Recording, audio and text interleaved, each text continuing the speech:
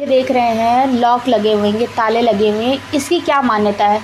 देखिए, इन तालों का जो जिक्र आपने किया, इन लोगों की कोई मनोकामना होती है जी। वो अपनी मनोकामना से ये ताले बाबा के दरबार में बांधते हैं जी। जब उनकी मनोकामनाएं पूर्ण होती हैं तो ये इन तालों को खोल के जो भी उनकी यथाशक्ति होती है उस पर बाबा का पूजन अर्चन प्रसाद वितरण वो यहाँ करते हैं। अच्छा, तो ये जो शाम की आरती होती है, जो आप आरती कराते हैं, तो ये जो प्रसाद और भोग आदि की व्यवस्था होती है, तो ये क्या मान जी के यहाँ से होती है, किस तरह से होती है? देखिए, जो ये एक नाथेश्वर महादेव सेवा समिति एक हमारा ट्रस्ट बना हुआ है, ये उसी के तहत ये सारा आयोजन होता रहता है दिन प्रतिदिन का। उसके अलावा भी हमारे यहाँ शिवरात्रि के प्रतिवर्ष कार्यक्रम, उसके बाद मंदिर का जो वार्षिक उत्सव होता है उसका कार्यक्रम, तो ये सारा आयोजन हमारे अध्यक्ष उसके नाम हमारे महंत जी हैं, हमारे उत्थान समिति नाथेश्वर महादेव सेवा समिति के, तो उन्हीं के द्वारा निरंतर ये आयोजन किया जाता रहे। अच्छा, जैसे होता है कि डोनेशन वगैरह या फिर लोग आते हैं तो चीज़ें चढ़ाते हैं, तो वो किस तरह से चीज़ें यहाँ पे? देखिए, अभी मैडम, अभी जो डोनेशन का जिक्र आपने किया, अभी उस हिसाब से कोई बहुत बड़ा डोनेशन कहीं बाहर से हमको प्राप्त नहीं होता है। जी।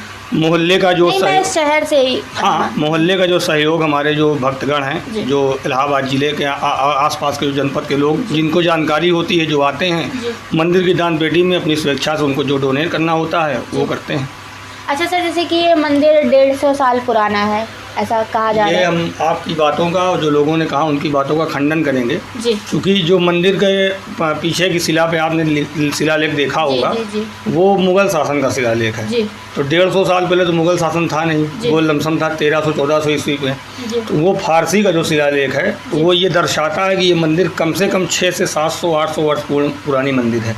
मैं इस स्ट्रक्चर, और जो स्ट्रक्चर आप देख रहे हैं 100 वर्ष पहले ऐसे स्ट्रक्चर भी नहीं थे। ये पुराने, इस स्ट्रक्चर में आपको कहीं जोड़ आपको नहीं दिखेगा, ना सीमेंट का प्रयोग है ना बालू का प्रयोग है, टोटल ये पत्थर से पत्थर को जोड़ के ये स्ट्रक्चर बाबा का तैयार किया गया। उस समय का ये बहुत ही एक हिसाब से ये प्रचलित स्ट्रक्चर रहा होगा जो इसने भी इस मंदिर का निर्माण कराया।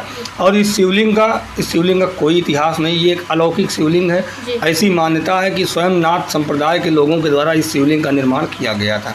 अच्छा सर, ये जो है अभी हमने सुना है कि शिवरात्रि में जो यहाँ पे जल चढ़े, जो भगवान को नहलाया गया, तो जितने भी दूध और पानी था वो बाहर नहीं निकाला गया। हाँ, ये जी, इस बार ही नहीं, पिछले 3 वर्षों से जब से मंदिर का ये निर्माण हुआ दोबारा से, मतलब इसका रंग रोगन कराया गया, उसके बाद से जितनी भी शिवरात्रियाँ हुई हैं उसमें पहले वर्ष हमारा अनुमान है 500-700 लीटर का अभिषेक हमने कराया था हमारी समिति ने। इस बार लमसम वो अभिषेक पहुंचा था 1500 से 2000 लीटर।